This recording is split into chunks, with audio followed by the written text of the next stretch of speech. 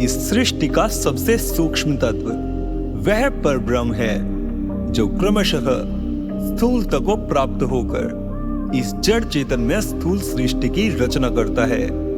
सूक्ष्म से लेकर स्थूल जगत तक इसके 7 शरीर है जो प्रकृति के ही आवरण है, जिनके पार उस परब्रह्म की सत्ता है। ये 7 शरीर जड़ और चेतन दोनों में समान रूप से विद्यमान है, किंतु जड़ में ये सभी सुप्तावस्था में रहते हैं। इनके विकास की संभावना नहीं है, जबकि वनस्पति, पशु पक्षी और मनुष्यों में क्रमशः अधिक विकसित होते हैं। मनुष्य में भी कुछ शरीर तो स्वाभाविक रूप से पूर्व जन्म के संस्कारों के कारण उम्र के साथ अपने आप विकसित होते जाते हैं, किंतु कुछ को साधना, श्रम, पुरुषार्थ, संकल्प आदि के द्वारा विकसित करना पड़ता है। जिसके सभी शरीर पूर्ण विकसित हो जाते हैं, वही अंत में परमात्मा का अनुभव करता है। जिसने 7 शरीरों का विकास इसी जन्म में कर लिया है, वही जीवन मुक्त होकर सीधा परब्रह्म में विलीन हो जाता है। किंतु जिसका अहंकार नष्ट नहीं हुआ है, वह ब्रह्मलोक में रहकर उसके भोगों को भोगता हुआ कल्पांत में ब्रह्म में विलीन हो जाता है। इन दोनों का पुनर्जन्म नहीं होता। ब्रह्मलोक में जीवात्मा और परमात्मा की भिन्नता बनी रहती है। वहां वह अपने कारण शरीर से ही पहुंचता है।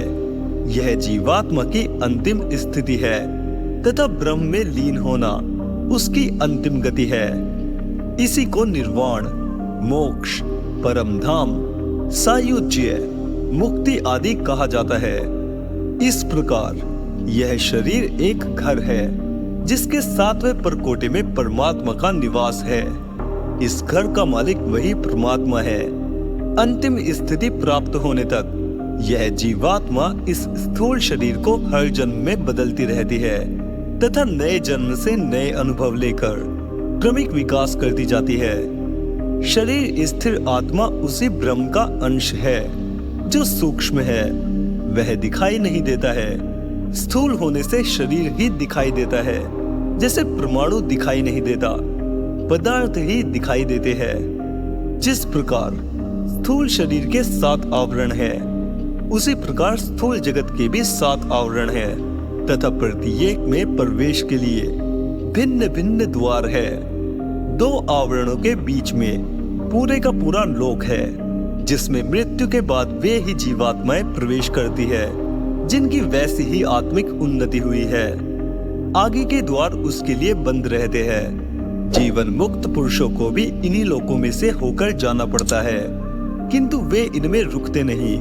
इन लोकों के अधिकारी देवता इन्हें आगे के लोकों में पहुंचा देते हैं। मृत्यु के बाद जीवात्मा अपने क्रमों एवं विकास के अनुसार निर्धारित लोक में ही प्रवेश करता है।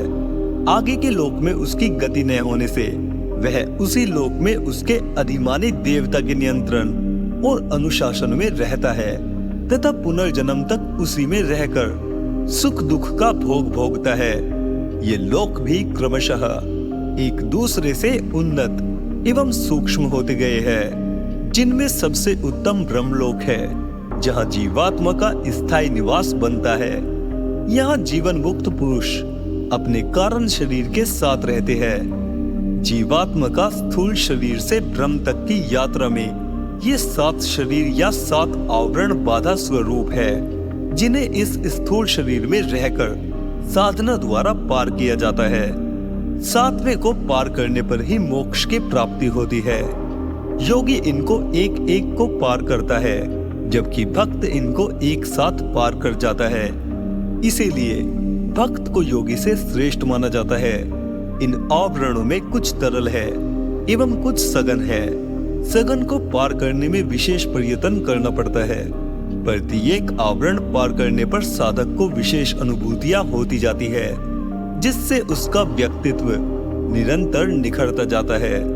ये आवरण है, पहला स्थूल शरीर यानी फिजिकल बॉडी, दूसरा आकाश या भाप शरीर यानी इथरिक बॉडी, तीसरा सूक्ष्म शरीर यानी एस्ट्रल बॉडी, चौथा मनस शरीर यानी मेंटल बॉडी, पांचवा आत्मिक शरीर यानी स्पिरिचुअल बॉडी, छठा ब्रह्म शरीर यानी कॉस्मिक बॉडी और सातवां निर्वाण शरीर यानी बॉडीलेस बॉडी।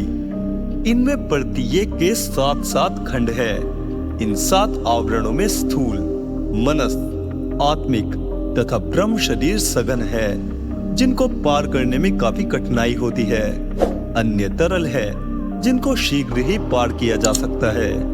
ये 7 आवरण सूक्ष्म होने के कारण इन्हें 7 आकाश भी कहा जाता है तथा यह कहा जाता है कि ईश्वर 7वें आसमान में है।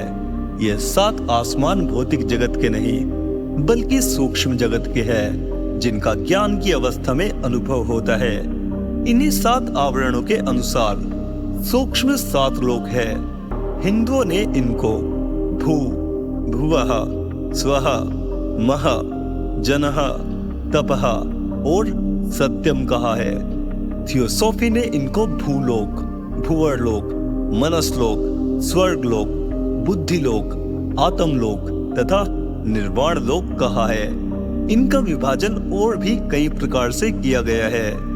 योग साधना द्वारा साधक इन शरीरों को एक एक करके पार करता है, किंतु ब्रह्म के उपासक इनको एक साथ पार करके मोक्ष को प्राप्त हो जाते हैं। ये शरीर उनके लिए बाधा नहीं बनते, न मृत्यु के बाद उन्हें विभिन्न लोकों में रहना पड़ता है।